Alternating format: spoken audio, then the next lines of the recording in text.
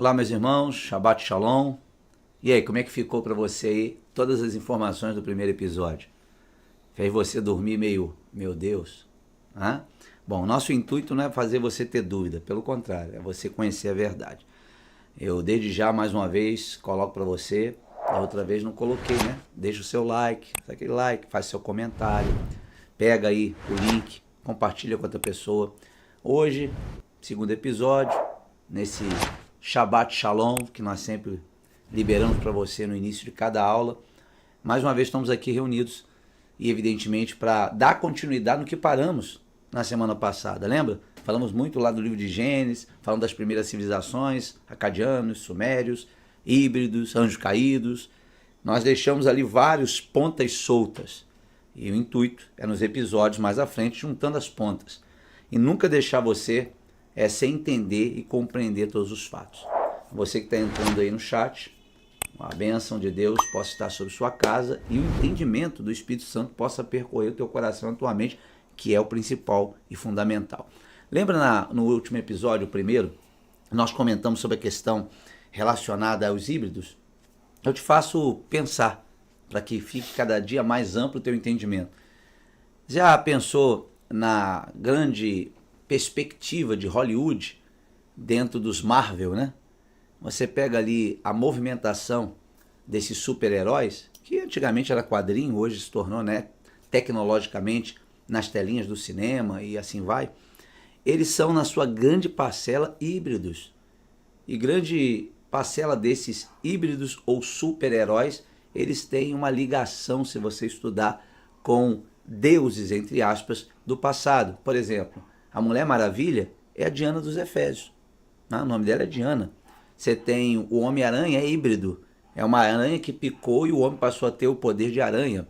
E assim vamos falar do Batman e de tantos outros. É para que você tenha uma ideia de que aquilo que estamos tentando mostrar a você, nos dias atuais, é normal.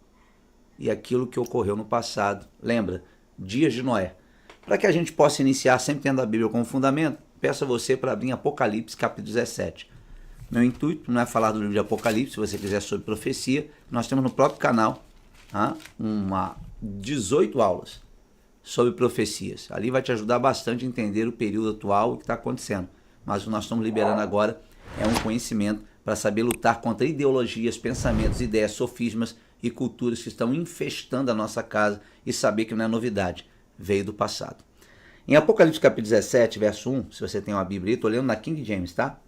Verso 1 diz assim: Então, eis que se aproximou um dos 7 anjos, que tem as 7 taças, convidou-me dizendo: Vem comigo, eu te mostrarei a condenação da grande prostituta, que está sentada sobre muitas águas. Prostituta que está sentada sobre muitas águas. Prostituta que está sentada. O que seriam as muitas águas? O que seria? Olha o verso 15, no mesmo capítulo, 17, verso 15. Em seguida declarou-me mais o anjo: As águas que viste, sobre as quais se assenta a prostituta, são os povos, multidões, nações, línguas de toda a terra. Então, segundo a Bíblia, existe um espírito de prostituição, de corrupção, que permeia, domina as nações. Verso 2, Apocalipse 17, 2. Com que os reis do mundo, os presidentes, se prostituíram e os habitantes da terra se embriagaram com o vinho da sua sedução. Então a Bíblia não esconde. A Bíblia está dizendo assim, segundo o que você acabou de ler, existe um espírito que prostitui. O que é prostituir? É destruir a verdade, eliminar o que é correto. Então tem alguma coisa prostituída, suja, é um lamaçal, uma corrupção. E que essa prostituta que está sentada sobre muitas águas, sendo conduzida por uma besta de 7 cabeças, aí é uma outra história, mas a besta é a antiga serpente, o diabo. 7 cabeças são 7 nações pelas quais a prostituta mais influenciou o mundo. Poderíamos citar aqui, não falando dos sumérios, mas a nação de grande pugência logo depois dos sumérios, teve uma influência a nível mundial, o Egito. Podemos falar da Síria, Babilônia, Medos e Persa, Grécia, Roma, mas não é o nosso assunto. Mas preste atenção, o Espírito Santo está dizendo que há uma revelação, um espírito de prostituição domina as águas, as nações, E esse feitiço, sedução, engano, prostituição dá de beber aos governantes e aos mercadores. Por isso que a mídia está envolvida até o pescoço. Por isso que os presidentes estão até o pescoço envolvido. E essa prostituição foi entregue, como nós vimos na aula anterior, no primeiro episódio, por anjos caídos, chamados de Nefelins, e que fizeram correlação com os humanos. E como nós lemos nos livros chamados apócrifos, tendo o livro de Enoque como base, e as pesquisas que a Beatriz tem trazido. Você viu o vídeo que comprova que houve um dilúvio universal. Que tudo aquilo não é uma historinha, mas uma verdade absoluta. E nós estamos tentando tocar em você. A aula de hoje é a mesma linha de extensão, o politeísmo. Né? O que é o politeísmo, pastor? É a diversidade de deuses e ídolos espalhada entre todas as nações. Note, por exemplo, que existe uma única nação que adora o único Deus, pelo menos no que a Bíblia ensina. Chama Israel através de Elohim. Inclusive a Bíblia toda narra Deus condenando o politeísmo e a idolatria. Ok? Então, diversidade de ídolos, segundo o apóstolo Paulo, são diversidade de adoração a anjos caídos. Tá certo? Bom, tá vendo aqui a Beatriz, que eu chamei na aula passada, episódio da pesquisadora, e eu quero deixar nesta aula que ela venha com maior desenvoltura passar para você toda essa pesquisa que ela obteve com relação aos dias de Noé, antes do dilúvio. Você viu falando de Lameque, vimos falando dos anjos, ensinando as mulheres, e ela vai trazer algumas informações usando os slides, várias informações, para que você possa ter a sua mente esclarecida e a compreensão. Certo, Bia? Vamos lá? Vamos dar continuidade onde paramos? Fica à vontade de você começar pelo slide ou da forma que você achar conveniente. Demos apenas Apocalipse como entrada. Você entendeu aí o texto de Apocalipse? Creio que sim. Que Deus te abençoe nesse segundo episódio. Vamos lá? O texto de Apocalipse fala exatamente de onde a gente parou, né? Das cidades da Suméria, onde os reis eram considerados deuses, né? Os reis se prostituíram, né? Com esses anjos caídos e trouxeram luz, né? A uma sorte de práticas reprovadas. E casando com o que você estava falando, eu queria ler 1 Timóteo capítulo 4, vai falar assim no versículo 1. O Espírito Santo afirma expressamente que nos últimos tempos, ou seja, né, como nos dias de Noé, né, nos últimos tempos, esses que nós estamos vivendo, alguns se desviarão da fé e darão ouvidos a espíritos enganadores e a doutrina de demônios. Ideologia de demônios. Vai ficar mais no dia a dia tal. Que doutrina parece que é uma coisa. Ideologia de demônios. Ficou melhor agora? Pegou mais no São visual. ensinos demoníacos. Exato. É aquele gotejar da mentira. É aquele gotejar ali que vai, né, fazer com que tudo pareça certo. Né? Troca verdade e mentira e verdade, e vai ficando desse jeito. Então, duas testemunhas, né? Tá estabelecida a verdade. João falou em Apocalipse, Paulo falou em Timóteo, que nos últimos tempos alguns se apostatarão, né? Se desviarão da fé, dando ouvidos aos espíritos malignos e doutrinas de demônios. E no versículo 2 ele diz: sob a influência da hipocrisia de pessoas mentirosas, né? Que tem a consciência cauterizada. Então, os demônios e esses enganos, essa doutrina demoníaca e esses espíritos enganadores, eles vão usar homens, pessoas, influencers, né? Pessoas de renome. Quando a gente chegar na Babilônia, lá na Torre de Babel, porque, como o pastor falou, né? A gente está tratando politeísmo, e por mais que a mitologia da Suméria pareça muito distante, ela está nos dias de hoje. A prostituta, né? Com qual as nações se embriagaram ali, esse vinho que veio dela, vem de lá e vem se arrastando. A gente vai ver, posso citar aqui, por exemplo, a pseudo-deusa, porque me dá até uma me arranha falar deusa, Nana, né? E é esquisito. Mas a falsa deusa, né? E Nana, que é uma deusa primordial na Suméria, ela vai se tornar Ishtar. Que a gente já conhece um pouco mais. A gente já conhece um pouco mais. Ishtar é Astarote, e Astarote vai vir a ser Afrodite, e Afrodite vai vir a ser, e aí você vai saber onde a gente vai chegar quando você vai descobrir que ela é considerada desde o início a rainha dos céus. Perfeito. Então eles estão no nosso meio, ensinando, enganando com doutrinas de demônios através de homens hipócritas.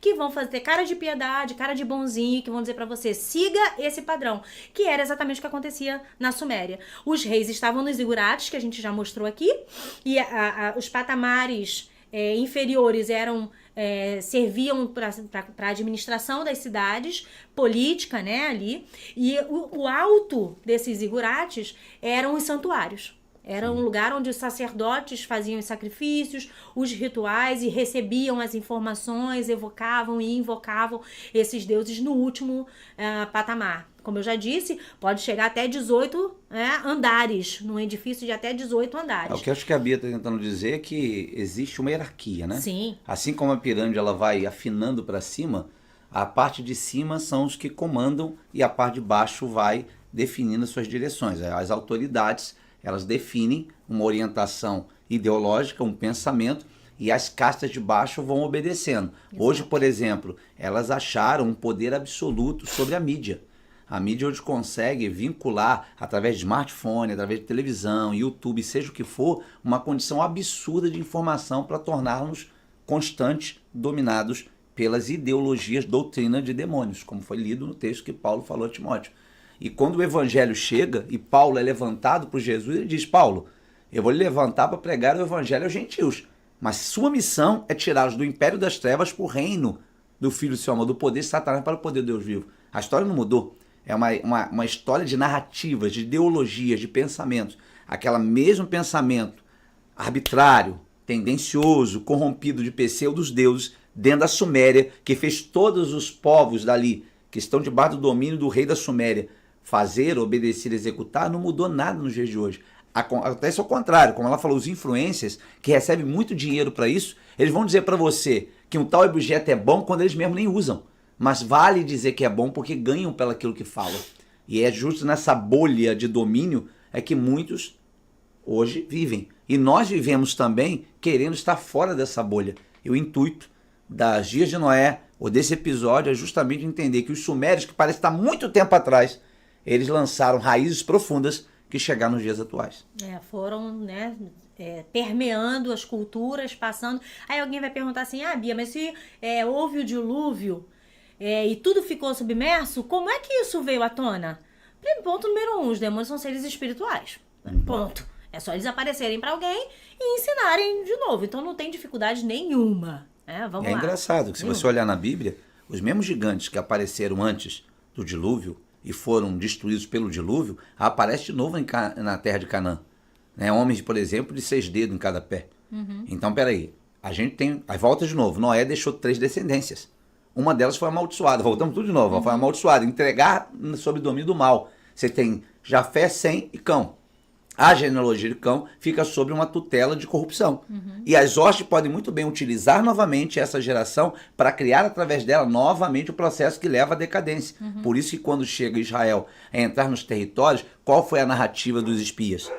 Os Enaquins eram homens muito grande, alto. Quem eram os Enaquins? Estude aí. Você vai perceber que eram homens de 3 metros. Ou seja, híbridos. Se a gente estudar profundamente, nós vamos enxergar o que nós estamos falando como uma realidade.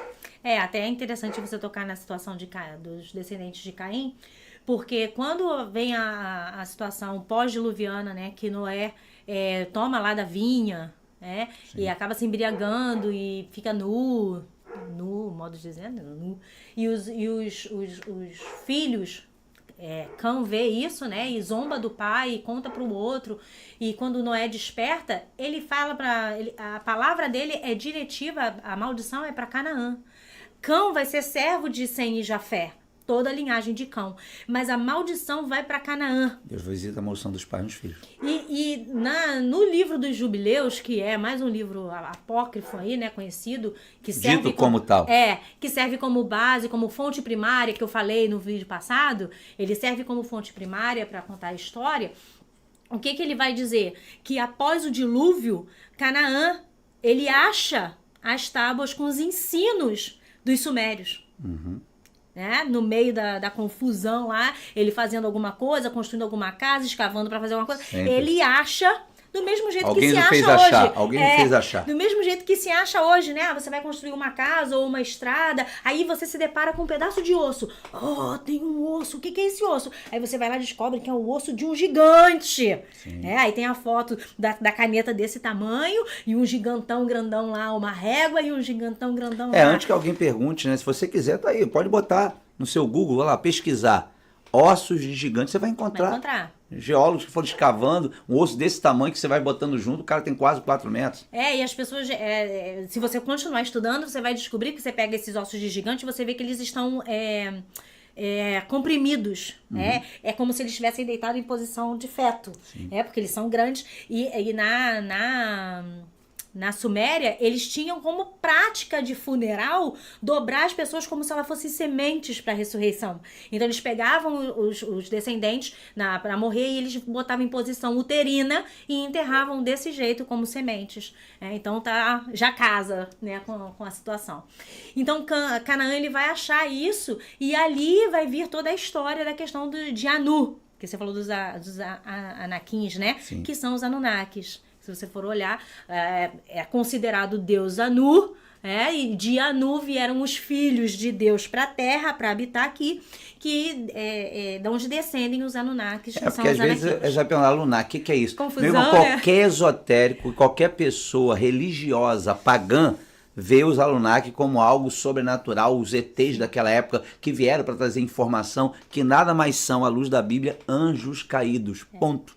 É o nome que eles deram aos Nefilins. Sim. É desse jeito. E com essa narrativa de que eles vieram do céu para habitar com os homens aqui, sendo deuses.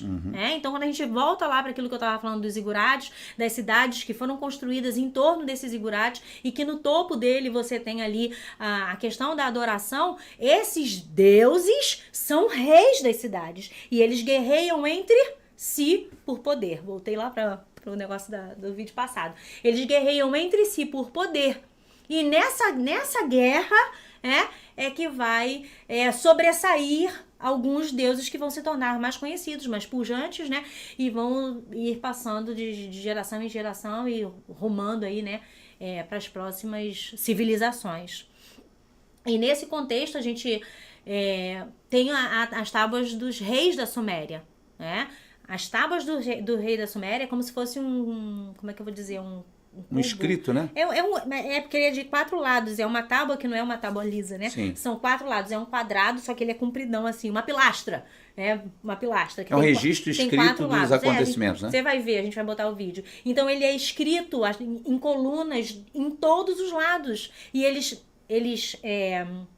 registraram todos os reis da Suméria. Desde o início, antes do dilúvio e pós-dilúvio. Só que existe um detalhe nisso, né? Do mesmo jeito que a gente olha Gênesis, e olha como é incrível, né? Do mesmo jeito que a gente pensa assim, poxa, como é que esses caras viviam esses anos todos, né? O cara viveu quase 1000 anos, 900 e tal. Cara, como é que pode isso, né? Você vai ver lá na Tábua dos Reis que eles viviam milhares de anos. A contagem era diferente, eles contavam de um jeito diferente, porque eles ainda não tinham aprendido a contagem que a gente tem hoje. Então, eles contavam por órbita chama unidade de SARS, tá? Só para nível de curiosidade. Era a órbita de um planeta, de um astro que girava em torno da Terra, e conforme eles passavam, eles contavam o ano. Toda vez que eles viam essa luz desse planeta girando... Isso não tinha a ver com 365 dias de hoje, né? Exatamente.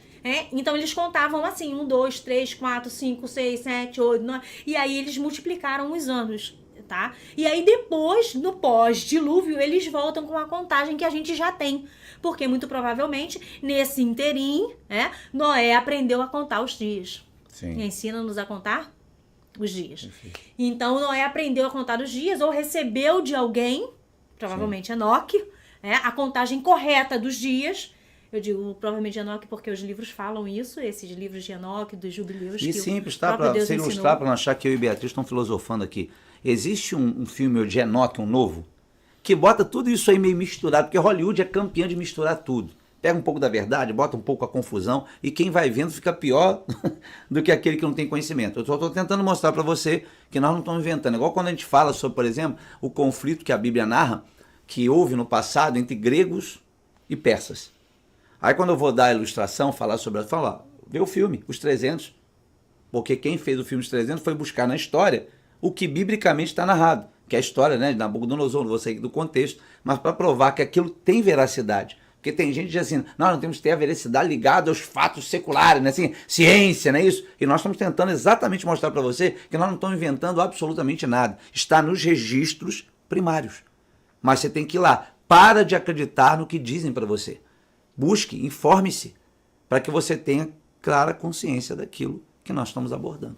Então a gente vai ter essa tábua, e aí depois do dilúvio, ela vem com a contagem normal, porque como eu comentei, os sumérios têm a ver com a descendência de Sem. Então, Noé, descendente de Sem, ok? Então você vai ter Noé, Sem, Cão e Jafé. Então o nome é dado a partir daí. Não que Sem tenha sido o pai, né, da coisa em si, mas por conta da bênção que Noé coloca sobre ele. Inevitavelmente ele vai ser o mais conhecido, o nome dele vai ser mais proclamado. Então é isso que vai acontecer. Canaã vai seguir os passos dessas tábuas que foram achadas, e a contagem vai vir a partir de Noé, que provavelmente recebeu e ensinou os filhos uma nova contagem. Tá? Então, só pra gente não ficar com, meu Deus, como é que pode isso? Não, sem dúvida. A linha de pensamento é essa. Então, vou pedir pra Rebeca liberar pra mim aí o vídeo da Tábua dos Reis. Vamos começar lendo a lista dos reis sumérios, do começo até o dilúvio. E depois, examinaremos este texto sob uma perspectiva acadêmica e através das lentes de Zecharia Sitchin. Depois, voltaremos ao texto para ler o que aconteceu após o dilúvio. O texto diz: depois que a realeza desceu do céu, a realeza estava em Eridu. Em Eridu, Alulim tornou-se rei. Ele governou por 28.800 anos. Alaugar governou por 36.000 anos. 2 reis. Eles governaram por 64.800 anos. Então, Eridu caiu e a realeza foi levada a Bad-Tibira. Em Bad-Tibira, Enmenluana governou por 43.200 anos. Enmengalana governou por 28.800 anos. O divino Dumuzi, o pastor, governou por 36.000 anos. 3 reis. Eles governaram por 108.000 anos. Então Bad-Tibira caiu e a realeza foi levada a Larak. Em Larak, Ensipad-Zidana governou por 28.800 anos. 1 rei. Ele governou por 28.800 anos. Então Larak caiu e a realeza foi levada a Sipar. Em Sipar, Enmendurana tornou-se rei. Ele governou por 21.000 anos. 1 rei. Ele governou por 21.000 anos. Então Sipar caiu e a realeza foi levada a Shuruppak. Em Shuruppak, Ubaratutu tornou-se rei. Ele governou por 18.600 anos. 1 rei. Ele governou por 18.600 anos. 5 cidades. 8 reis governaram por 385.200 anos. Então, o dilúvio varreu tudo. Então você viu ali a sequência dos reis antes do dilúvio. Então você vê 36.000, 18.600 anos, por conta dessa contagem que eu falei, que era segundo a órbita desse planeta que passava e que eles faziam a contagem. E só para a gente ter em mente, isso não é exclusivo dos sumérios, tá? O livro dos Jubileus, por exemplo, que é uma fonte primária, ele é contado de 50 em 50, que é o padrão das Sagradas Escrituras, muito antes, né, disso ser dado a Moisés. Os povos contavam no período pré-diluviano, o Enoque, Matusalém, a linhagem do Senhor contava os anos de 50 em 50. Era chamado do jubileu, né? Que já faz parte mais uma vez eu comento, a questão da narrativa. Você não quer, por exemplo, que uma descendente de Caim, ou um descendente de alguém rebelde, perturbado, venha fazer a coisa de forma correta. Então, como Deus pedia para conservar os valores nas gerações que obedeciam a ele, os valores corrompidos também eram conservados nas gerações corrompidas, né? Sim. Então, essa tábua que a gente viu, você vê ela escrita cuneiforme, que foi a primeira escrita gráfica menorzinha, né? Porque antigamente era pictograma, era aquelas imagens que a gente chama de imagem rupestre, onde colocava o jacaré, o chacal, a imagem das coisas, né? Era o ícone ali. E depois foi Tentar narrar uma diminuindo. história por imagem. Porque quando chegava nos zigurates, eles diziam, eu vim fazer um sacrifício e eu trouxe 50 bois para ser sacrificado. Aí o cara tinha que desenhar 50 bois. Aí eles foram fazendo contagem numérica primeiro. E aí depois eles foram transformando isso em caracteres alfabéticos, né, para poder gerar a escrita. Então tá escrito nessa linguagem que vai se desenvolvendo até chegar nos nossos registros atuais. Só curiosidade. Então a gente vai ter no livro dos jubileus a contagem também de 50 em 50 anos. E se a gente voltar lá naquele slide, Rebeca, do primeiro, que tem o primeiro anjo lá do livro de Enoque, onde o pastor terminou no vídeo passado falando, né, de Enoque, capítulo 7, versículo 1, a gente vou ler de novo e a gente vai pular para o próximo. Então, eles tomaram esposas, cada um escolhendo por si mesmos, quais eles começaram a abordar, com as quais eles coabitaram, ensinando-lhes sortilégios, encantamentos e divisão de raízes e árvores. Então, Enoque faz isso e a gente fundamenta o livro de Enoque como fonte de pesquisa de Judas, ok? Sim. E aí, a gente vai ver a mesma descrição no livro dos jubileus, ó.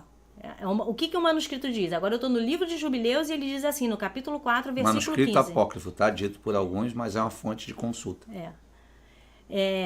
E na segunda semana do 10º jubileu, tá vendo? Porque é contado de 50 em 50. Então, sim, o 10º jubileu vai estar entre 449 e 55 dessa era. Hahalalel tomou para si como esposa Diná, filha de Baraquiel, filha de irmão de seu pai, e ela deu o nome luz a um menino na 3ª semana do 6º ano. E ele chamou pelo nome Jared, tá vendo? É o mesmo texto que a gente vê em Gênesis, só que com a contagem do tempo que eles utilizavam na época. Porque em seus dias os anjos do Senhor desceram para a terra, aqueles que eram chamados guardiões, os quais deveriam ensinar os homens e que deveriam executar a justiça na terra. E aí eu vou ler um outro trecho aqui, que eu tenho aqui no telefone, que vai dentro do livro dos jubileus, tá? Dentro do livro dos jubileus, na continuidade do capítulo 15, do capítulo 4, ele vai dizer assim, no versículo 22, e ele testemunhou dos guardiões que tinham pecado com as filhas dos homens, e ele testemunhou dos guardiões que tinham pecado com as filhas dos homens, porque isso tinha começado a os unir, de modo que se contaminaram com as filhas dos homens, e Enoque testemunhou contra eles. Se você for lá no livro de Enoque, ele vai dizer, olha, se vocês fizerem isso, vai dar errado, vai vir o juízo do Senhor, o Senhor vai condenar toda a geração e tudo mais.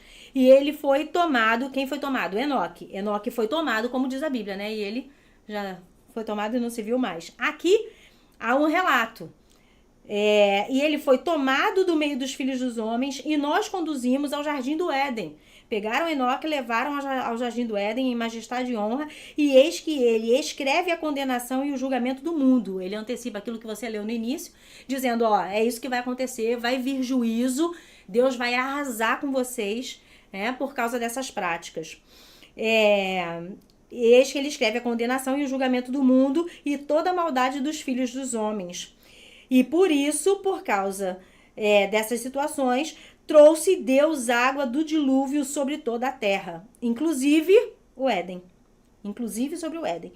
Porque havia sido posto um sinal e que ele deveria testemunhar contra todos os filhos dos homens, que ele deveria recontar essa situação que ele viu, que ele vivenciou vivendo no meio dessa maldade, no meio dessa perversão dos nefilins com as filhas dos homens, ensinando e modificando e criando novos seres, híbridos e poderosos e capazes de coisas que a gente nem sabe do que. Então está descrito aqui, casando perfeitamente com o livro de Enoque, casando perfeitamente com o livro de Gênesis, casando perfeitamente com o testemunho de Judas acerca da situação. Então, Enoque foi um testemunho evidente para essa situação. E quando Lameque, pai de Noé, tem Noé, o que ele diz? Ele nos dará descanso. Ele nos dará descanso, porque a terra estava cansada da contaminação. Foi o que a gente leu em Enoque, né? Os híbridos começaram a matar e comer os alimentos de todos, e o próprio povo humano comum começou a clamar e dizer: alguém tem que fazer uma coisa, nos ajude, que Deus vai entrar justamente pelo clamor. A corrupção foi tamanha que os homens estavam sendo devorados por esses gigantes, sendo comidos por esses gigantes. E é só para deixar claro, assim como a gente pega o livro de Gênesis e Moisés fez a narrativa, ele não deu detalhes, por exemplo, o que Jered fez, o que Enoque fez. Livros como esse que está sendo consultado, nós estamos colocando como consulta primária, são pessoas, evidentemente, que fizeram a narrativa dentro da perspectiva do que Enoque fez. Em Gênesis, por exemplo, está dizendo, Enoque andou com Deus. Aí lá em Judas cita, Enoque profetizou. Judas está nos dando um pouco mais do que Gênesis falou sobre Enoque. E aí ele fala que quem fala mais de Enoque, ou sobre a própria vida de Enoque, é o livro de Enoque. Então, quando a gente vai no livro de Enoque, a gente vai porque a Bíblia nos dá respaldo para isso. Nós não estamos inventando. Se Judas, na sua epístola, foi capaz de citar um versículo do livro de Enoque, por que nós não podemos consultar as fontes primárias? Se o próprio Judas acreditou nela. Senão, Deus não tinha permitido pelo Espírito Santo que aquele texto estivesse lá. Então, antes que você, porque a gente sabe, tem muitas vozes no mundo hoje. Então a pessoa, não, isso aí é apócrifo, não ouvi. Veja bem, nós não estamos tomando os livros apócrifos como livro revelado. Estamos tomando como livro histórico. Como você também pega o livro de Flávio Josefo, você da Assembleia de Deus, você da Presbiteriana, da Brasil para Cristo, seja o que for, e vai lá e consulta e ouve. Como você muitas vezes pega um livro histórico de uma narrativa que ocorreu na Coreia, no Brasil. São pessoas que construíram uma narrativa escrita. Ora, se o ser humano tem a capacidade de acreditar na fada, no duende, eu não estou dizendo que existe ou deixa de existir, por que eu não posso acreditar numa fonte que está me dando subsídios, como a Beatriz citou, que são bases de informação que batem com as escrituras? Ou seja, Judas me testifica. E quando nós vamos lá, não muda nada. Pelo contrário, dá só mais visão do fato. Não adultera o fato de Gênesis, mas amplia o fato de forma muito mais clara. Tá certo? Bia? Então a gente tem dentro desses documentos uma visão um pouco mais ampla daquilo que a gente podia falar aqui dos dias de Noé. A gente tem híbridos, supostos deuses, nefilins, anjos caídos, que estão andando na terra, coabitando com mulheres para gerar homens mais poderosos, com poderes que a gente desconhece o que faziam. Trazendo ensinos celestiais. Trazendo ensinos. Dando a homens e mulheres. Exatamente. Sob erva, feitiço, exorcismo, como a gente leu. E hoje não está diferente. Sim, e aí alguém vai se escandalizar e vai dizer, como assim os nefilins, os anjos caídos estão trazendo coisas celestiais? Porque eles conheceram do céu, toda a ciência, todo o conhecimento procede do Todo-Poderoso. Tudo que foi criado, tudo que foi feito por ele. Então não tem outra fonte. A única fonte de sabedoria é o próprio Deus. Criador, e foi dele que eles beberam. Até que se corromperam. Então, o que eles ensinam não é ensinado por conhecimento próprio. É ensinado a partir da fonte, com mescla, com corrupção, com prostituição. Distorcer é problema do anjo caído. Sim. Mas existe uma fonte primária. Sim. É tão real que se a gente for olhar as trevas que a gente conhece aqui no nosso Brasil, as religiões que fazem rituais, vou colocar assim, que fazem os rituais deles, eles vão usar qual o princípio? De Levítico, o princípio de sacrifício de animais. Por quê? Porque a fonte é o Todo-Poderoso. Então, o diabo não tem poder de criar nada, ele não tem como fazer uma planta produzir coisa alguma, nada. Ele só pega o conhecimento e prostitui, corrompe. Como lemos no primeiro versículo. Corrompe, exatamente. Então antes que a cabeça fique turbada aí, meu Deus, como é que pode os anjos, os demônios estão trazendo conhecimento? É isso aí mesmo, só que é torcido, maculado, trazem até hoje. Imundo. Trazem até hoje. Qual é a história dentro da religião? Uma pessoa incorpora uma pseudo-entidade, ensina sobre como fazer uma erva, um chá, o que fazer com a roupa de fulano, de Beltrano. Não sei por que alguém vai se escandalizar. Tá aí pra todo mundo ver. Não surte o efeito?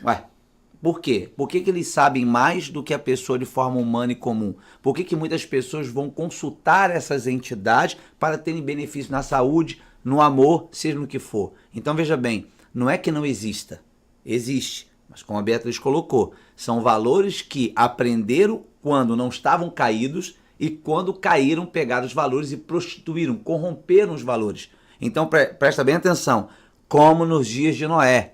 Jesus está nos tentando mostrar algo muito profundo. Ele falou, da mesma forma estará acontecendo no dia em que eu voltar. E nós estamos vivendo intensamente isso nesses dias. Só que com uma roupa tecnológica, com uma roupa, né, que esconde o que de fato. Mas a história é a mesma. Quando nós não estamos se relacionando nesse nível mais baixo, dentro de uma religião, num quarto, né, pegando alguém que trouxe uma revelação do além, nós estamos tendo contato direto com uma fonte que se manifesta, que se diz ser extraterrestre e está dando orientação tecnológica, como construir isso, como fazer tecnologia tal, como calcular, como executar na parte física, química, e aí a multiplicação do conhecimento tem, numa velocidade tremenda. Mas quem é que está trazendo esse conhecimento e quem que está distorcendo os valores?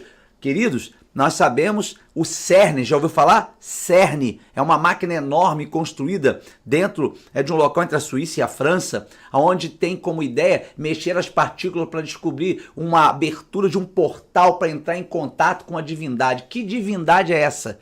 Se você quiser e tem dúvida, vai à inauguração de São Gotardo. Foi feito um culto a céu aberto, adorando as entidades do passado, para fazer uma abertura de portais. Queridos, se você olhar, tudo está em cima do que nós estamos tentando mostrar para você. Filme Transformer, não é? Eles estão entre nós, abrir um portal para que eles possam entrar e estar no nosso meio definitivamente. Me entenda, eles estão com linguagem diferente, mas a história é a mesma. Ok? E às vezes isso pode parecer uma coisa assim muito distante da gente, pensando nas grandes famílias poderosas que controlam o mundo e tal, mas não é real. Se a gente for olhar, por exemplo, a questão dos zigurates que tinham tantos os andares e que tinham aquelas escadarias e que as pessoas que iam fazer os sacrifícios tinham que subir aquelas escadarias e tudo mais, e a gente olhar a realidade das igrejas, que são plantadas nos altos dos montes e que para alcançar a benevolência do suposto Deus, do suposto santo, tem que subir de joelho as escadas. Então você tem o mesmo princípio numa classe muito inferior, que não tem nada a ver com as grandes famílias. Ao contrário disso, é a grande massa. Olha o nosso Brasil, gente. Agora há pouco teve aí, como é que chama aquele negócio? Não sei o que lá, de Cícero. Não sei, não me lembro agora qual é a palavra que usa. Mas você vai pegar lá aquela romaria, aquela multidão de gente andando atrás de um ídolo que é carregado nos ombros, porque ele não pode andar, não pode falar, não pode ver, não pode ouvir, não pode nada. Mas tá todo mundo ali carregando com devoção. Mas pode resolver seu problema. Aí sobe a escada, pagando a promessa do que ganhou, não sei o quê. É o mesmo princípio, entende? Então, do mesmo jeito, aqueles que são os deuses, os reis, os governantes das nações influenciam o povo para fazerem tais práticas. E assim existe uma fusão entre o que é espiritual e físico. Entre o que é espiritual e físico, que é a questão do céu e a terra, né? Existe uma fusão entre o céu e a terra, do segundo céu. E a terra. Tem gente que consegue trazer a fusão entre o Deus Elohim, o Espírito Santo e o Senhor Jesus para a terra. Exatamente. Fazendo o que é bom, correto, curando, libertando, salvando e restaurando vidas. Mas há quem consiga conectar também com aqueles que caíram e trazer a discórdia, a corrupção, um sistema que eles julgam ser o melhor. Então nós estamos em um conflito entre esse sistema. O sistema de um único Deus que enviou o seu Filho Jesus para salvar a humanidade e um sistema de caídos que querem impor a sua vontade para que todos os homens os adorem. Por isso nós temos a diversidade do politeísmo. Agora nota a diferença do nosso Senhor, né? Nesse contexto todo, pós-dilúvio já, o que é que o Senhor faz? Ele manda construir uma pirâmide? Ele manda construir um zigurate? Ele manda construir uma tenda. De um único horizontal, no chão de barro. E ele que vem. E a glória de Deus se manifesta para que ele habite no meio do povo. Olha que diferença. Não é um Deus que está lá no alto, distante, que as pessoas têm que fazer grandes sacrifícios para encontrar com ele. Não, ele diz, eu vou habitar no meio do meu povo. Exato. E ele desce. E aí, depois disso, ele se faz homem. Ele habita na coisa... Não tem nem assim, né? Se a gente for falar, a gente até perde o rumo aqui da aula. E simplesmente morre pela humanidade em vez de ser adorado. É impressionante. E desce as profundezas para tomar cativeiro. Então é assim. É outro nível. Outro, completamente. Então, quando você pega a literatura e eles tentam unir dizer que os judeus e que os israelitas copiaram isso, que Deus é severo, que Deus isso, que é mentira, é engano. Engano, doutrina de demônios, de homens hipócritas que querem conduzir verdadeiramente ao erro e tomar a sua alma para ser cativa do inferno. Diferença, né? Isso. Vós me sereis um reino de sacerdote. Todos são sacerdotes. Não é apenas uma classe que tem a revelação. Sois deuses. Uma classe que tem a revelação e manda nas outras. Não. Ele desce e distribui a todos de forma igual. Impressionante. Assustador. Mas enfim, voltando aqui para as nossas cidades da Suméria, a gente vai ter, eu separei aí, né, em alguns slides, os nomes dessas cidades, para a gente destacar os deuses, justamente para frisar essa questão do politeísmo, que é a base que a gente vai usar para trazer os próximos temas, né, pastor? Sim. Em cima das atividades desses deuses. O politeísmo com os deuses trouxe como ideologia à sociedade, às pessoas. Porque cada deus desse, cada suposto deus desse tem uma personalidade e uma atividade. É lógico, você vai dizer assim, a Astarote era a deusa do amor. Aí você pega Inanna, que era da Suméria, ela era a deusa da fertilidade, do amor, do erotismo. Sim. Né? E aí você olha pra hoje, mas não se prega o erotismo? Sim. A torto e a direita. E coloca os influencers, que são música, teatro, cinema. O que mais se ensina hoje em dia, posso falar de Brasil, né? O que mais se ensina hoje em dia no Brasil é erotismo. O que estão fazendo com as crianças? Bom, mas enfim, vamos lá para as cidades. Então a gente vai ter aí a primeira cidade da Suméria, que é Kish. Deixa eu aumentar aqui para eu conseguir enxergar, porque a gente vai ficando meio idoso.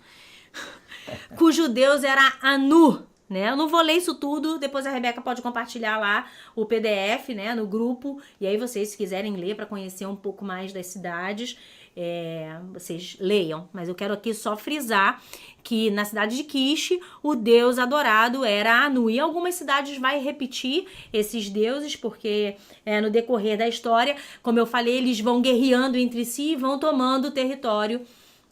E aí as marcas que ficam na arqueologia é daquele que foi mais pujante.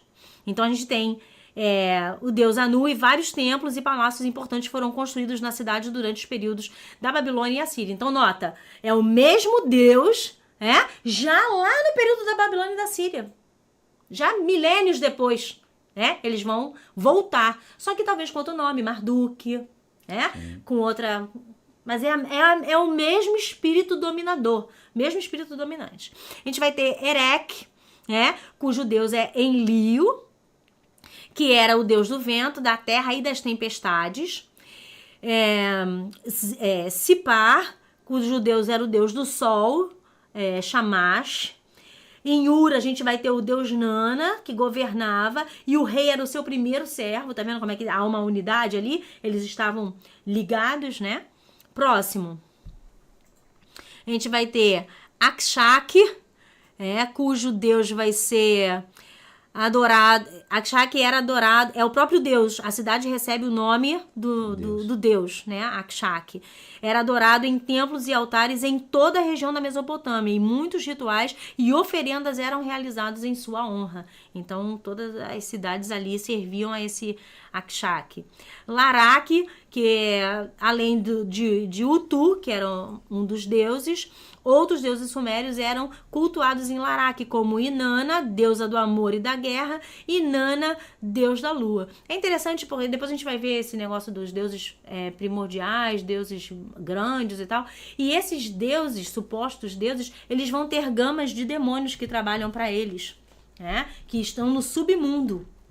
Então eles são os deuses que eles são dualistas, Eles fazem o bem e eles ordenam o mal, de acordo com a sua necessidade. Não é mais ou menos isso? Se você vai lá fazer uma oferenda, vai pedir para alguém que você ama, o que você faz? Por favor, cura o meu parente. Mas se você odeia esse, você vai na mesma entidade e você diz o quê? Mata ele, faz ele perder o emprego. Sim. É a mesma coisa. Essa dualidade, ela é existente já desde dos primórdios. Então a gente vai ter Nana aqui em Larak. Em Nippur, a gente volta para Anu, né, incluíram Anu, Deus do céu, e Enki, o Deus da água e da sabedoria. Tá vendo? Cada um vai ter sua característica. No próximo, a gente vai ter Adab, que em Adab vai ser adorada Nishursag, deusa da fertilidade, e Nana, deus da lua. Em Uma, vão estar Anu, Enlil e Inanna, são os que foram achados ali nos sítios arqueológicos. E em Lagash a gente vai ter também Enlil e Inanna. Então você prestou atenção em que quantas vezes apareceram Enlil e Inanna? Porque eles são deuses e a gente vai tratar deles. Deus no panteão mais poderoso. Eles são mais, né? E a gente vai tratar deles. Agora, só para ilustrar, vocês notaram? Os anjos caídos criaram uma estrutura social, um sistema, vamos usar o termo assim, onde eles criam um ídolo, um nome, e esse nome, esse ídolo ou esse pseudo-deus é reverenciado segundo a orientação que recebe dos seus sacerdotes. O povo tinha que levar tal oferta, construir um zigurate, subir aquele local, receber instruções. Você está entendendo? Esse sistema politeísta, onde em cada cidade recebe o domínio de um pseudo-deus ou um ídolo, não é diferente dos dias atuais. Só com uma roupagem diferente. Por exemplo, se você pegar Minas Gerais, um estado da República Federativa do Brasil. Por que foi levar o nome de Minas Gerais? Porque lá se extraía o ouro e a prata, muitas pedras preciosas do local. Quem extraía? Os portugueses. Qual era a simpatia dos portugueses religiosa? Catolicismo romano. Em cada cidade tem uma cidade dada a um pseudo-santo, um ídolo. Vê se a história não é igual. Muda-se o nome, muda-se o formato, chama de santo que é profano, mas a história é a mesma. E aí você passa a ter o padroeiro, pai da cidade. Paulo disse em Efésios, a nossa luta não é contra a carne e sangue, contra principado, potestade, dominador do mal. Por isso que cada dominador da cidade, ele levanta um templo para ele, um lugar de devoção, que se chama lugares de aprisionamento. Se você olhar, não é assunto, mas se você estudar a Torre Eiffel, tão idolatrada e exaltada, é um monumento de adoração a uma entidade. Nós recebemos um presente, eu moro no Rio de Janeiro, presente vindo da França, o Cristo Redentor. É um outro objeto de domínio daquela região. Isso não veio agora. Isso veio dos sumérios, ensinado por anjos caídos de como dominar regiões. É disso que nós estamos falando. O politeísmo é a técnica utilizada para expandir os domínios das forças invisíveis das trevas sobre cidades. Não esqueça esse princípio. Os céus são os céus do Senhor, mas a terra Deus deu a Adão. Então, quando o filho do homem diz assim, essa terra pertence a fulano pertence. Eu dou a chave da cidade para o rei Momo. Quem é Momo? Então Momo recebeu a chave é quando você dá, o direito de entrar na tua casa. É assim que funciona, não foi construído hoje. Então quando eu permito a ideologia entrar na minha casa, quando eu ligo o aparelho e aceito aquela influência ou formação, aquelas entidades menores que são governadas pela entidade maior têm o direito de entrar na minha casa. Por isso nós vemos as perversões, a maldade, o ser humano sem amor, querendo matar as pessoas, como nós vemos, né? Lameque lá atrás se exaltando, dizendo, viu, eu matei e matei uma criança. É esse espírito de maldição, de corrupção que vai permeando as pessoas. Eu estou tentando te responder que Jesus falou que seria como nos dias de Noé. Dias de perversidade, dias de corrupção, dias de possessões malignas, dia de adoração a diversas entidades, dia de domínio de demônios, doutrina de demônios, de ideologia de demônio. Esse ato que está infestando tudo é o final. Eu só quero te avisar, antes de qualquer coisa, que no final o eterno vence. Amém, graças a Deus. Bom, eu vou pegar o teu gancho aí, vou ler Romanos capítulo 6, versículo 16, que diz assim, não estás informado de que ao vos entregardes a alguém como escravos para lhe obedecer, sois escravos desses a quem obedeceis, seja do pecado para a morte, seja da obediência que leva à justiça? Então, se os demônios vêm, os nefilins vêm, influenciam os reis da terra, fazem, trazendo os seus ensinos, geram seres que vão andar sobre a terra para dar-lhes os seus ensinos corrompidos, e a população se sujeita obedecendo os seus ensinos, então eles se tornam escravos. os demônios, os pseudos-deuses passam a possuir esses povos. Eles estão escravizados, obscurecidos de entendimento, como o apóstolo Paulo fala. É por isso que você vai falar um negócio desse pra eles, vão dizer assim, cara, você tá de brincadeira, impossível. Porque se não houver um novo nascimento, uma abertura de visão pelo poder do Espírito Santo, parece loucura. Vou ler aqui para vocês o que Paulo disse, para confirmar o que a Beatriz acabou de comentar. 2 Coríntios capítulo 4, verso 3 diz assim: mas se o nosso evangelho, as boas novas, está encoberto, é para os que se perdem que está encoberto. Por quê? Verso 4. Nos quais o Deus desse século cegou os entendimentos dos incrédulos, para que lhes não resplandeça a luz do evangelho da glória de Cristo, o qual é a imagem perfeita do Criador, Deus Elohim. Impressionante, né? Então você vê aí o poder, e é isso que eu quero enfatizar, o poder de domínio desses deuses, né? Desses seres mitológicos, desses nefilins, em toda a sociedade. Então, peraí. Eles dominam, eles ensinam, o povo obedece, eles se tornam escravos, o pecado se multiplica, eles têm mais poder ainda, porque eles se alimentam de pecado. Exato. Quanto mais pecado se pratica na terra, mais fortalecidos eles são para permanecerem aqui. E isso vira uma bola de neve gigante que vai passando de um pro outro, de um pro outro, de um pro outro, de um pro outro, de um pro outro, até que chega no estágio que a gente tá, que nós estamos nos dias piores do que nos dias de Noé.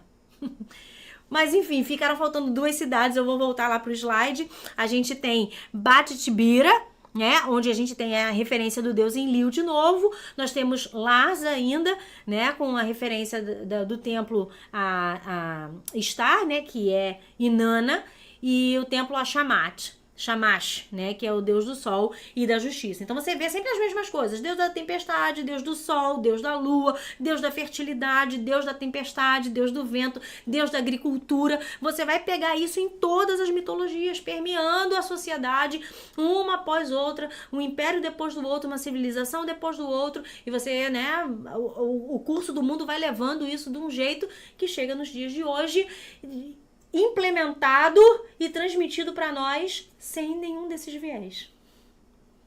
E é incrível, né? Eu conversava... Passado como cultura, gente. É isso aí, incrível. Cultura. Incrível. E cultura nada mais é do que semear. Quando você pensa em cultura, eu penso em cultura, você pensa em quê? Em arte, em teatro. Não. Cultura é cultura de arroz, cultura de milho, cultura de batata, cultura... É daí que vem a palavra cultura, de cultivo. Sim. Então, você vai semeando. Um gotejar. E à medida que vai dando fruto, o que o fruto traz? Semente multiplicada. Você planta uma semente, a árvore dá uma semente só? Ela dá quantos frutos? Cada fruto, uma semente nova. Então, uma semente que dá fruto, ela vai frutificar, sei lá, dezenas de sementes. E essas dezenas de sementes semeadas vão frutificar milhares de sementes. Entende? E a gente chega 6.000 anos depois, como? Cheio de sementes plantadas. E é simples, né? Olha para a sua cidade, olha para o seu bairro, para o seu município. É Deus que governa.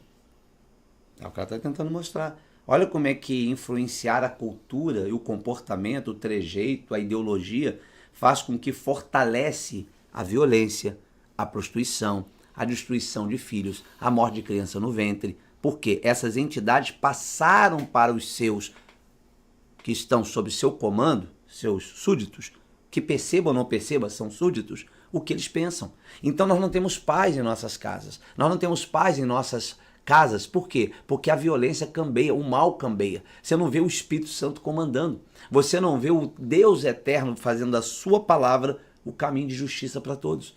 Por quê? Porque o mundo jaz no maligno. Então o Senhor tem levado a palavra de salvação para tirar alguns desse meio, para dar oportunidade de andar em novidade de vida. Isso é tão real que a Beatriz está falando. Eu só queria contribuir de uma conversa que eu tive com ela fora aqui do online, né? Olha que coisa incrível. Isso que ela está falando dos sumérios é tão real que quando Abraão, o pai da fé, retirado do segmento familiar, olha o que registra o livro de Josué. Quem eram os pais de Abraão? Olha como é que os sumérios tinham influência sobre eles. Josué, capítulo 24, diz o seguinte... Verso 2. Então Josué disse a todo o povo: assim diz o Senhor Deus de Israel. Antigamente vossos pais Terã, pai de Abraão, e de Naor, habitaram da além do Eufrates e serviam a outros deuses. 3. Eu, porém, tomei o vosso pai Abraão da além do rio, e o fiz percorrer toda a terra de Canaã, também lhe multipliquei a descendência e lhe dei Isaque. Opa, peraí. Quem que os pais de Abraão adoravam? Esses que ela colocou no quadro, com nomes diferentes, mas as mesmas entidades. Adoravam quem? O ensino dos anjos caídos, que adulterou tanto, que até os pais de Abraão tinham influência. Há uma história, por exemplo, dentro da narrativa hebreia ou israelita, né, dentro desses livros apócrifos ditos, que Abraão olha para o pai e vê o pai adorando esses ídolos que tem olhos, mas não vê, boca, mas não fala, ouvidos, mas não ouve, e aí acaba quebrando. Ele pergunta: pai, mas o que está acontecendo? Como é que o senhor pode olhar nisso, alguma solução? E vai ser justamente quando Abraão começa a questionar o pai daquela devoção cega a uma coisa que não resolve, que o Deus eterno, Elohim, vai se revelar a Abraão, chamando para sair do meio da sua parentela de corrupção cultural, para se envolver, aliançar-se, comungar, viver com Deus invisível e real, o Criador Elohim. Amém? Deu para entender? A Bíblia não esconde que os pais de Abraão eram adoradores de outros deuses. Que outros deuses é esse? Anu, né? Astarote, não importa, eram os ídolos, não é isso, Beta? É o livro do...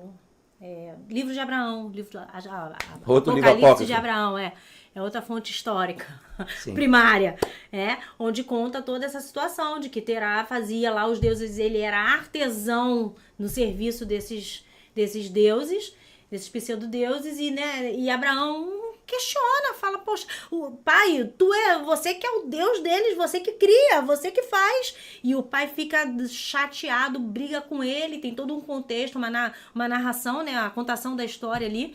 E aí, de tanto Abraão questionar, o Senhor fala com ele: Abraão, como tá escrito, né? Abraão. E aí, ele responde: eis-me aqui, né?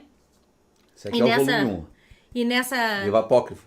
nessa revelação, o Senhor fala pra ele: ó, porque você tá me buscando, já tinha todo um contexto, né? Tem toda a história lá narrada. Porque você tá me buscando, você decidiu vir a mim, eu vou me revelar a você.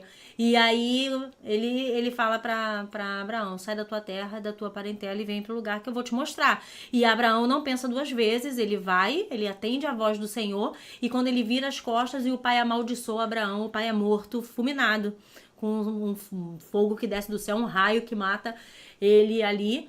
E aí Abraão vai adiante, e no livro de Abraão conta a história de que quando ele vai oferecer o sacrifício da aliança, né, que ele fica ali lutando com as aves de rapina, né, e tudo mais, Deus dá o sono profundo, e que nesse sono profundo ele é arrebatado até o 7º céu. Mas é uma história, assim, fantástica. É que tá, por isso você vê como um judeu ortodoxo tem tanta dificuldade de ouvir o evangelho nosso. Porque a gente é tão raso nas informações que a própria cultura deles faz com que eles fiquem arrogantes, soberbos e não querem nos ouvir. Porque a gente despreza esses raciocínios ou narrativas construídas pela própria nação de Israel. E eu não tenho só esses livros que nós falamos apócrifos, não. Como eu falei, tem o Talmud, tem o Midrash, tem outras narrativas que os judeus consultam para procurar informação, que são informações que os seus povos guardaram entre si, assim como o povo pagão guarda os seus. E vamos lá, né? Esses livros, o Talmud, o Midrash, seja lá o que for, eram fontes de consulta e de história para Paulo, Pedro, João, né? Porque as cartas que a gente tem hoje aqui no Novo Testamento e que a gente tem como sagrado, não passavam de cartas para o povo da época, para a igreja. Não estava num compilado bíblico. Isso não existia, gente. As escrituras eram de Gênesis a Malaquias. E os apócrifos, né, judaicos, os livros extras. As cartas que circulavam. Então as cartas circulavam. Aí depois, posteriormente, não, vamos guardar vamos encadernar. Exatamente. Chamou Bíblia. E disseram: isso aqui é santo e o resto não. E é tão real que quando Paulo escreve aos Coríntios, para que você tenha a visão da Bíblia, não nossa, quem está falando de caído, disso, daquilo, aí você de repente está ouvindo, está indo contra a religião. Não, estou lendo o que a Bíblia diz aqui em Coríntios, não é à toa que estão querendo até arrancar a Bíblia. 1 Coríntios, capítulo 10, Paulo diz de forma muito clara a consciência que ele tinha como israelita que era. Olha o que ele fala: considerar Israel, verso 18, Coríntios 10, 18, considerar Israel segundo a carne. Não é certo que aqueles que se alimentam dos sacrifícios são participantes do altar? Que digo, pois, que o sacrificado é ídolo alguma coisa? Ou que o próprio ídolo tem algum valor? 20. Antes digo que as coisas que eles sacrificam, olha que Bia falou dos zigurates, sacrifício, é a demônios que os sacrificam e não a Deus. Eu não quero que vos torneis associados aos demônios. Paulo chama de demônios, que faziam esse trabalho, né, que nós lemos lá em Josué 24, que os pais de Abraão adoravam a demônios. Paulo está dizendo aqui de forma muito clara, sem tirar nem botar. O que nós chamamos de nefilim, anjos caídos. Ok? É isso que nós estamos tentando mostrar, que a Suméria exportou. Então a gente tem dentro desse contexto sumério todo o panteão sumério, né? Que a gente vai colocar aí, só pra gente não pretendo ler esses nomes todos que são muito esquisitos, né? Vai sair alguma coisa errada. Então a gente põe aqui, né, o panteão sumério. Nós vamos ter os seres primordiais, que são esses... Os slides, né? Eles são conhecidos como deuses da criação, né? Os criadores, os que dão luz ali aos demais coisas, né? Que trazem luz às demais coisas. Como se fosse o nosso Deus, né? O Deus criador. Eles são divididos nesses seres primordiais. Depois deles vem os deuses primários, que são as primeiras criações, os deuses menores, os deuses maiores, os deuses menores, os seres demoníacos, monstros e espíritos. Os semideuses e heróis, que são esses que se juntam com os reis, essa ligação, esses que são gerados a partir da corrupção dos filhos dos nefilins com os homens, e outros. Ou seja, não acaba aqui, porque a qualquer momento pode se descobrir uma novidade lá, né, nos sítios arqueológicos, e a gente vai... Só para ilustrar o que a Beatriz está falando, Gênesis 10 diz a respeito desses daqui, nessa hierarquia, né? Olha só, verso 8. Cush gerou a Nirode, o qual começou a ser poderoso na terra. Foi valente caçador diante do Senhor. Daí dizer como Nirode, poderoso caçador diante do Senhor. Que a escritura, as colocações, semideus, heróis de renome, era isso aí. Sim, exatamente. Então você vai ter esse panteão aí sumério. E aí a gente separou um videozinho para falar um pouco mais sobre esse panteão. Vai aparecer aí a maioria deles com as suas características, né? E aí você vai saber um pouquinho mais, que era muita informação, é mais fácil colocar um vídeo para explicar. Os sumérios tinham uma religião politeísta elaborada. Seus deuses eram antropomórficos, o que significa que tinham características de animais, bem como seres humanos. Eles representavam as forças que regiam o mundo e o universo. Portanto, esses deuses tinham um significado cósmico. Os mitos mais antigos dos sumérios identificam 4 deuses principais: Enlil, Enki, An e Ninhursag.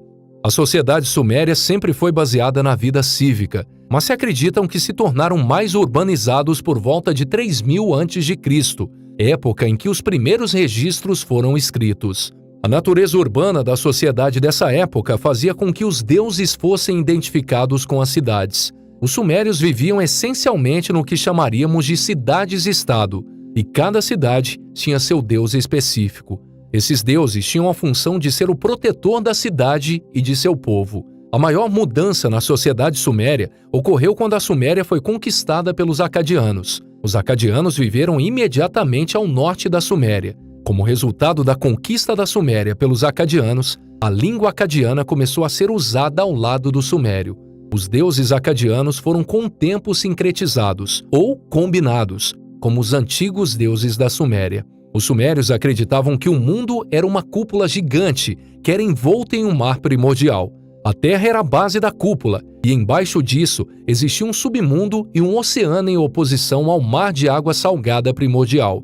A divindade dos céus em forma de cúpula era An. Os sumérios também acreditavam na vida após a morte. Para eles, os mortos iam para uma caverna escura, localizada bem abaixo do solo. Lá, as pessoas que morreram viveriam uma vida similar à que viveram na Terra, mas nas sombras. O submundo sumério era conhecido como Irkala e era governado por uma deusa chamada Ereshkigal.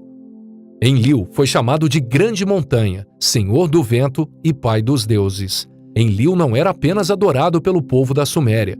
Esse deus também passou a ser adorado pelos acadianos, assírios e babilônios. Enlil era adorado em todo o mundo sumério. Seu principal local de culto era na cidade de Nippur, onde ele tinha um lugar sagrado chamado Templo Ekur. Se acreditava que esse templo tinha sido construído pelo próprio Enlil.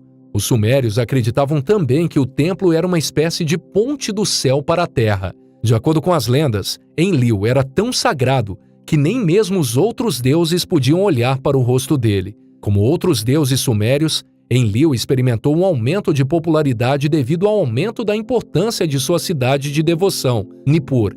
Nippur foi fundada por volta de 2400 a.C., durante o período acadiano. Enlil continuou a ser adorado por séculos, embora tenha sido eventualmente substituído pelo deus babilônico Marduk.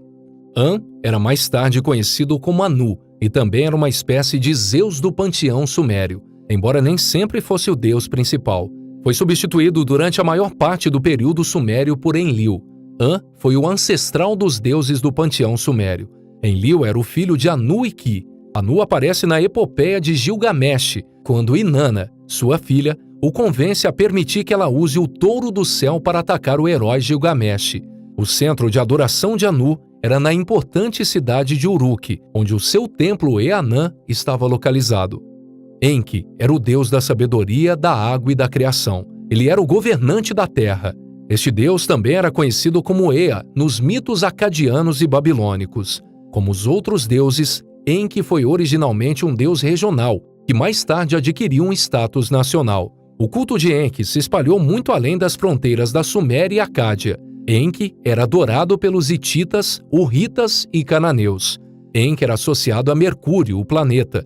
Nos tempos da Babilônia, o deus Nabu, filho do importante deus Marduk, foi associado a Enki como parte do processo contínuo de sincretismo. Enki era mencionado com muita frequência nos mitos sumérios. As lendas sobre esse deus surgiram de todo o mundo mesopotâmico, o que evidenciava sua importância. Enki também foi adorado por um período muito longo, cerca de aproximadamente 1000 anos, até a conquista da Babilônia pelos persas, liderados por Ciro II. Ereshkigal é a deusa suméria da morte e rainha do mundo inferior chamado de Irkala. Em algumas lendas, ela própria era chamada de Irkala, semelhante à maneira como o deus Hades era usado na mitologia grega, tanto para o submundo como para o seu governante. Ereshkigal era filha de Namu, a deusa do mar primordial, e Anu, irmã gêmea do deus Enki. Pouco depois do seu nascimento, Ereshkigal foi levada pelo dragão Kura ao submundo, onde passou a governar. A deusa da morte é mais conhecida pelo mito que conta a descida de sua irmã Inanna ao mundo inferior. Inanna é a deusa do amor, da guerra e fertilidade. A deusa aumentou sua importância ao longo dos séculos na Mesopotâmia. Ela deixou de ser um dos vários deuses no panteão sumério para a rainha dos céus. Inanna é geralmente representada como uma deusa bem vestida ou como uma mulher nua. Seu símbolo é uma estrela de 8 pontas ou uma roseta. Ela é relacionada com leões, que era um símbolo de poder para os sumérios. Inanna era também representada em pé sobre as costas de 2 leoas. O mito mais conhecido dessa deusa conta sobre sua descida para a Terra dos Mortos, governado por sua irmã Ereshkigal, para reivindicar seu governo. Condenada à morte lá, Inanna é depois trazida de volta à vida com a ajuda de Enki. Esse mito, bem como outros sobre Inanna, foram posteriormente adotados pelo culto de Ishtar. Segundo outras versões do mito, Dumuzi permanece no submundo durante o inverno e retorna ao mundo dos vivos no verão, quando sua irmã, Geshit-Inanna, toma seu lugar entre os mortos. A morte e o renascimento anuais de Dumuzi são muitas vezes relacionados com as estações do ano, semelhante à história de Perséfone na mitologia grega. Os mais importantes santuários de Inanna eram localizados em Urus, Zambalã e Babilônia. Ninhursag foi uma das 7 grandes divindades dos sumérios. Ela era uma deusa-mãe das montanhas da Suméria, o que é interessante porque a Suméria não era uma região montanhosa.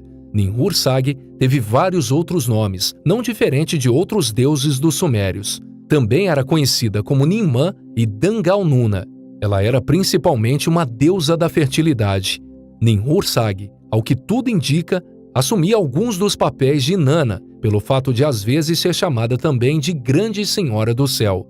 Foi dito que os antigos reis sumérios eram nutridos pelo leite de Ninhursag. A iconografia de Ninhursag a mostra usando um elmo com chifres. Ela usava uma saia em camadas, que muitas vezes era mostrada em deusas da região como Inanna. Ninhursag foi relacionada a um símbolo que se assemelhava à letra grega ômega. O principal templo de Ninhursag estava em Eridu, embora ela também tivesse um templo na cidade de Kish. Ninurta é o deus da guerra no panteão sumério.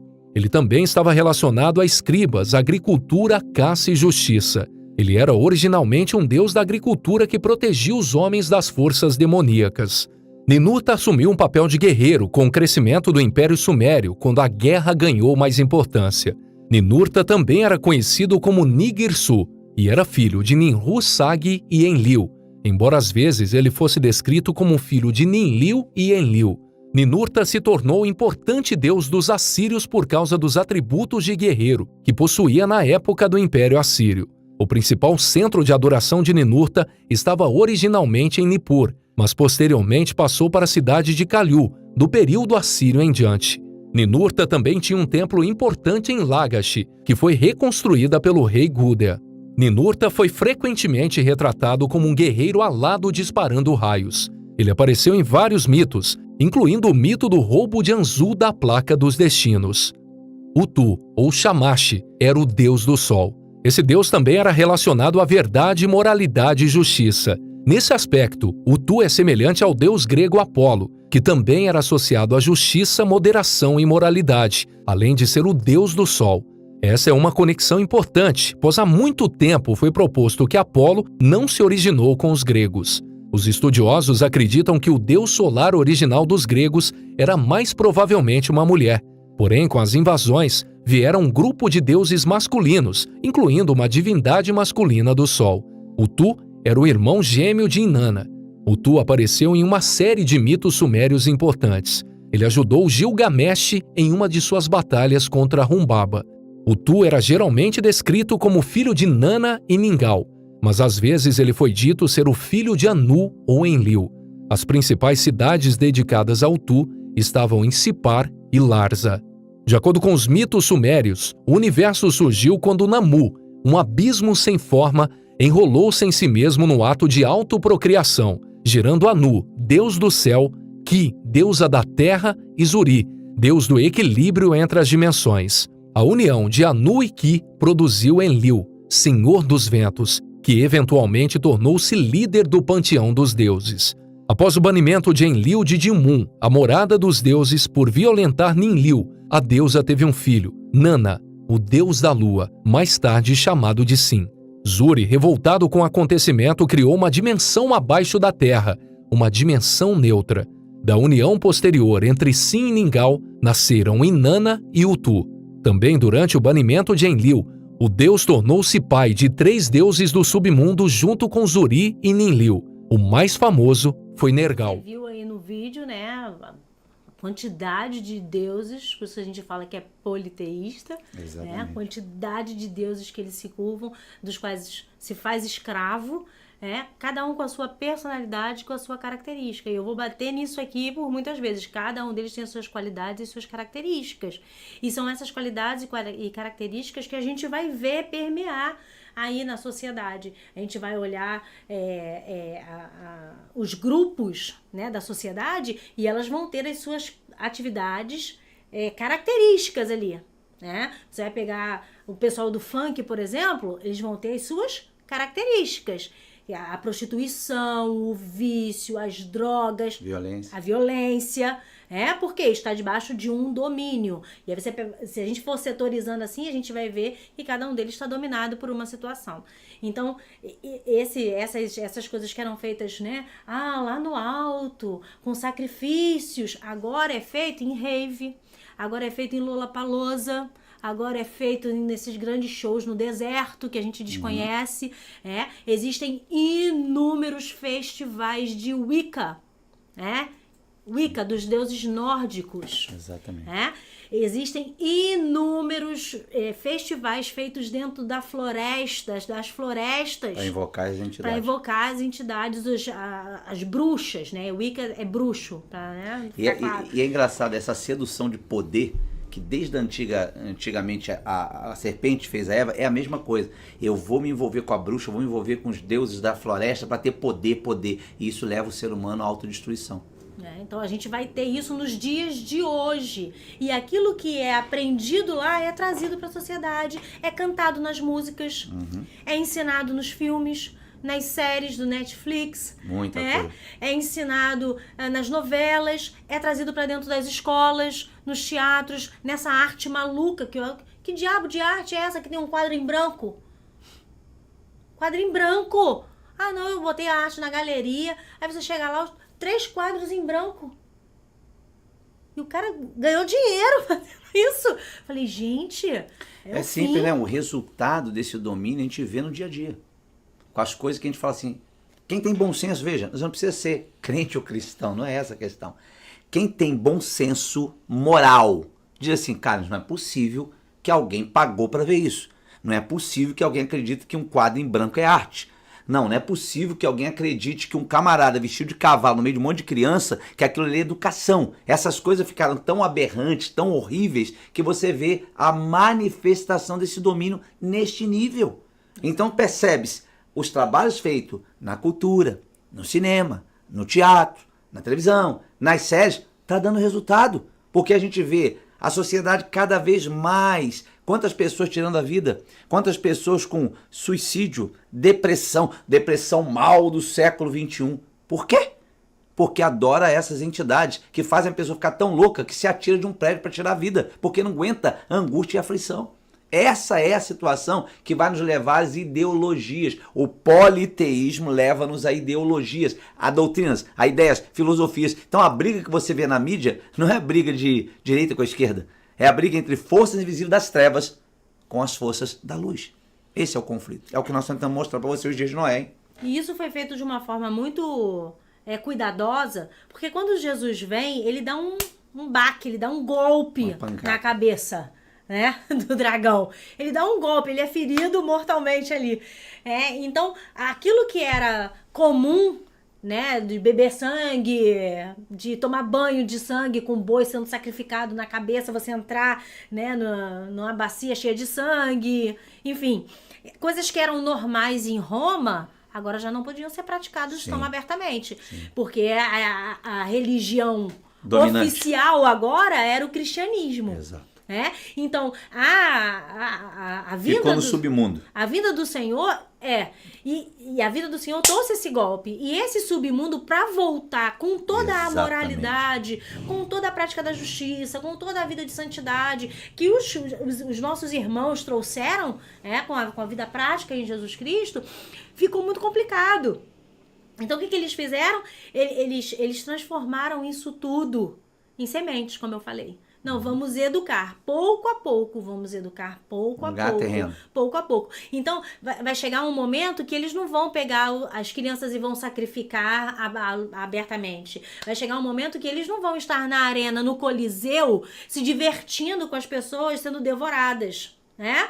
Mas o sangue vai descer por meio da morte dos jovens, vai descer por meio das drogas, vai descer por meio do aborto, né? As famílias vão ser destruídas, suicídio, pai e mãe já não se entendem mais, as crianças ficam largadas. Então, o sacrifício agora é humano, diário. Todo dia. Diário, constantemente. E o que a gente vê é uma sociedade em transe. Uma sociedade em transe, ok? Em adoração a esses espíritos dominantes. É isso, é só isso. Se você vê qualquer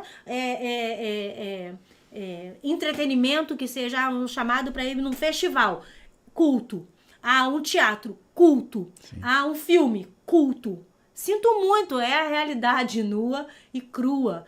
Tá aí, para quem quiser e puder enxergar, E não tá distante da gente. Bia, mas isso é uma loucura e tal, que loucura, eu não acredito nisso. Faz o seguinte, você coloca lá no YouTube, você coloca assim, Cidade dos Zigurates em Goiás. Coloca assim. Você vai ver que no Brasil a gente tem uma cidade que ela é uma cidade planejada para os dias de apocalipse. É uma cidade que tem bunker. Sim. Eles acreditam mais do que os que têm a Bíblia. Que Bíblia. É autossustentável. Sim. É autossustentável para água, é autossustentável para comida, é autossustentável para iluminação, para energia, é autossustentável para tudo. Eles estão se treinando. Tem gente famosa, tem atriz, né, ator, que largou fama, largou cidade no Rio de Janeiro, São Paulo, Badalação, e está lá esperando as coisas acontecerem. Em treinamento para viverem mais próximos da natureza, para não estarem presos às redes sociais, não estão, porque isso marca, né? Isso é marca. Então eles estão lá na cidade dos zigurates. Isso vem da onde? Isso vem daquilo que a gente já tem falado de púlpito, né? Que você já soltou diversas vezes, que também me jogou a centelha e eu fui lá pesquisar, que é a questão da cidade escondida na Amazônia, né? Você vai Ratanabá. Você vai ter ali, né, a cidade escondida na Amazônia e em outros pontos do Brasil e que se espalha mundo afora. Como é que você explica túneis submersos? Como é que você explica a Pedra da Gávea tem inscrição cuneiforme? A Pedra da Gávea no alto. Sim. E as pedras são colocadas de maneira que formam uma esfinge. No alto lá. Foi que foi feito. Então, é só uma questão de pesquisa. Coloca lá, Ratanabá. E você vai ver. Vai se assustar. Cuidado, gente. Cuidado para não ficar doido. Você vai ver lá que existe toda uma estrutura real, que casa perfeitamente com isso que a gente está trazendo aqui. Exato. Perfeitamente. Que e aqui venhamos, no nosso convenhamos, país. que os esotéricos acreditam normal. Sim. Que os religiosos espíritos acreditam normal. Sim. Os que acreditam em OVNI acreditam normal. O único que põe em dúvida é aquele que não tem informação. Os responsáveis por essa descoberta de Ratanabá abriram um instituto de estudo, Dáquila Instituto. E eles têm inúmeros estudos contando dessas realidades, dos utensílios que foram descobertos, de tudo mais. E dentro do que eles falam do cubos em cubos. Sim. Que como é que os deuses, os extraterrestres, vieram à Terra e produziram seres segundo aquilo que eles queriam. Agora presta atenção. Quer saber mais? Só no terceiro episódio. Entendeu? Tem muita coisa para trazer para você. Nós estamos dando as pistas. Mas nós vamos trazer detalhes de cada uma das situações. Não esquece, tudo que nós estamos trabalhando tem um objetivo só, de mostrar a você o que eram os dias de Noé. São os mesmos atuais, portanto, a vinda de Jesus é segura. A questão é perguntar se você está pronto e preparado. A Bíblia em Malaquias diz, você aguarda o anjo da aliança? Aí ele vem. Mas ele vem como o fogo de ourives, e como sabão de lavandeiros. Ele vem purificar os filhos de Levi, para que estejam limpos. Portanto, aqueles que serão tomados, conforme a Bíblia diz, seguir a paz com todos e a santificação, sem a qual ninguém verá o Senhor. Escutou? Santificação, se abster, se separar de tudo isso que nós estamos pontuando. E olha que eles estão vindo com tudo. Nós temos que ser como óleo que não mistura com água. Nós precisamos andar em novidade de vida. Lembra? As 10 virgens? Quem encontrou com o mestre? A que estavam com azeite nas lamparinas. Guarde isso. Nosso intuito é fazer você entender que a tempestade já está pertinho, ela já está tomando tudo. E você pronta. Precisa ser inteligente, entrar na arca e se manter lá. Isso que você está vendo, se você for inteligente, falar, faz sentido o que eles estão falando. E como faz? Se você pesquisar, vai levar um susto, tá certo? Olha, te agradeço muito de você estar conosco mais uma vez. Você viu aqui que ela está pesquisando mesmo. E nos próximos episódios vai vir mais coisa aí. Eu queria que você repartisse com outras pessoas. Eu tenho certeza que será de edificar a cada uma daquelas que se expor, porque é o Espírito Santo que vai estar falando. Ele que te convence do pecado, do juízo e da justiça. Você que está aqui no chat, meu muito obrigado. A você que está assistindo, não esquece de deixar seu likezinho, compartilhar o canal. Nós estamos fazendo um esforço danado, um trabalho danado para alcançar alguma coisa. Agradeço a Rebeca, que tem estado aí lutando para fazer slide, pega vídeo, e a todos os demais que oram pelo ministério. Porque nosso intuito é um só. Fazer você reconhecer Jesus como o único caminho, a verdade e a vida. Somente nele a salvação. Tá bom? No terceiro episódio, não esquece. Vem conosco, vamos estudar. É melhor estudar do que ficar enganado e a porta da arca fechar e você não entrar. Tá bom? Deus abençoe. Obrigado, Beatriz. Shalom. Até a próxima, tá bom?